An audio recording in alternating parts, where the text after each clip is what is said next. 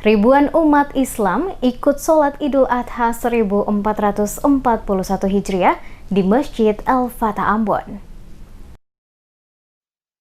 Ribuan warga kota Ambon khususnya yang beragama Islam pada di Masjid Raya Al-Fatah Ambon pada Jumat 31 Juli 2020 pagi. Dalam rangka bersama-sama menggelar sholat Idul Adha 1441 Hijriah dengan tetap mematuhi protokol kesehatan saat melaksanakan sholat. Imam Besar Masjid Raya Al-Fatah Kiai Haji R.R. Hassanusi bertindak sebagai khotib sekaligus imam pada pelaksanaan sholat Idul Adha 1441 Hijriah di Masjid Raya Al-Fatah Ambon yang diikuti ribuan umat Islam dalam wilayah kota Ambon. R.R. Hassanusi dalam khutbahnya mengajak para jamaah untuk menteladani apa yang dilakukan oleh Nabi Ibrahim saat melaksanakan perintah Allah SWT untuk mengorbankan anaknya Nabi Ismail untuk disembelih sebagai kurban. Di hadapan para jemaah, Hassanusi juga mengingatkan untuk terus-menerus memelihara dan menjaga akhlak yang baik dalam kehidupan bermasyarakat sesuai dengan yang telah diajarkan oleh Rasulullah Nabi besar Muhammad SAW. Akhlak yang baik, kata Hassanusi, salah satunya juga adalah membantu sesama manusia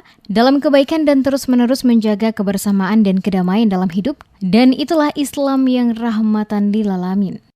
Hikmah yang dapat petik dalam konteks ini adalah seorang muslim diingatkan untuk siap sedia berkorban demi kebahagiaan orang lain, khususnya mereka yang kurang beruntung. Waspada atas godaan dunia agar tidak terjerembab perilaku tidak terpuji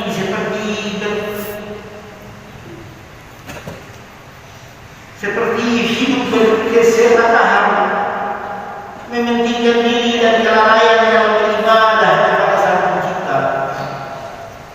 Dan hikmah yang lain dari ritual keagamaan ini adalah peningkatan kualitas diri, memperkokoh empati, kesadaran diri, pengendalian dan pengelolaan diri yang merupakan cikal bakal akhlak terpuji seorang muslim.